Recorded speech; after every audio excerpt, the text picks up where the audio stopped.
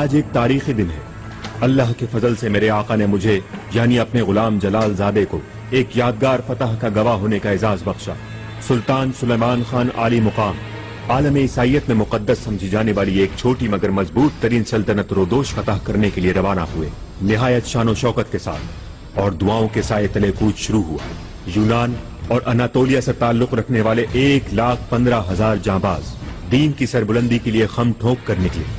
इसके अलावा तुर्क जहाज साजों की मेहनत शाका का समर यानी इस बरदार जहाज, असलहा बरदार जहाज, अनाज बरदार जहाज और बहरी सिपा के अलावा हजारों मल्लाहों और तोपचों पर मुश्तमिल लश्कर 700 पलटनों की शक्ल में वो हीरा रोम में दाखिल हुए।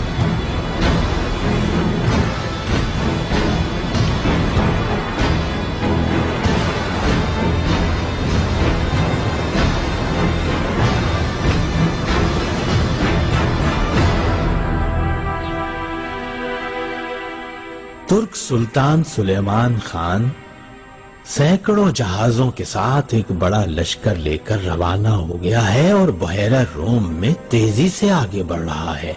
रोदोश की सरजमीन मुकद्दस की हिफाजत के लिए रोदोशी जंगजुओं ने मदद की इस्तेदा की है। कहते हैं तमाम ईसाई दुनिया फौरी कुमक भेजे। पापा आज़म, ये सोचने का वक्त नहीं है। तुर्कों का शेर मर चुका है, उसकी जगह उसका बच्चा हुक्मरान है। याद है आप ही ने कहा था। शेर का बच्चा भी शेर ही होता है मेरे अजीज, ये कभी ना भूलना तुम।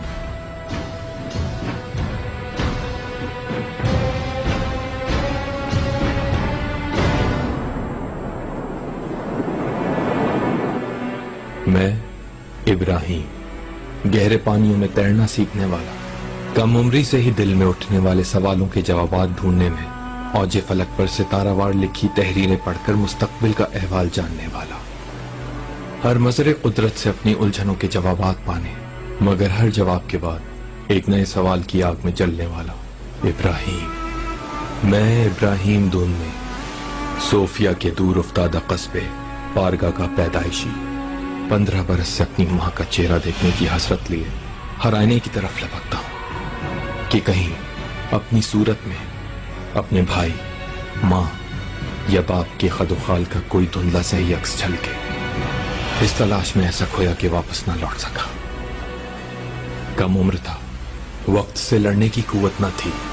बस माँ बाप से बचपन में सुने हुए साज़िए और नगमे कानों में गूंजते थे। सो घर से जुदा किए जाते वक्त यही एक मिरास थी मेरे हाथ में। क्या हुआ पारगा जी, समंदर का जादू चल गया?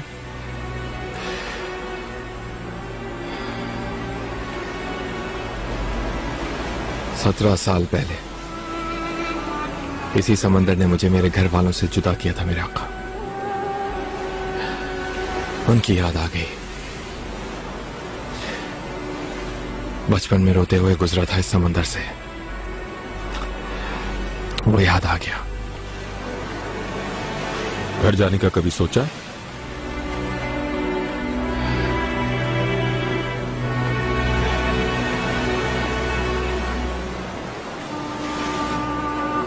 रोदोश फतह करके लौटेंगे जब तुम्हें पारगा भेज दूंगा।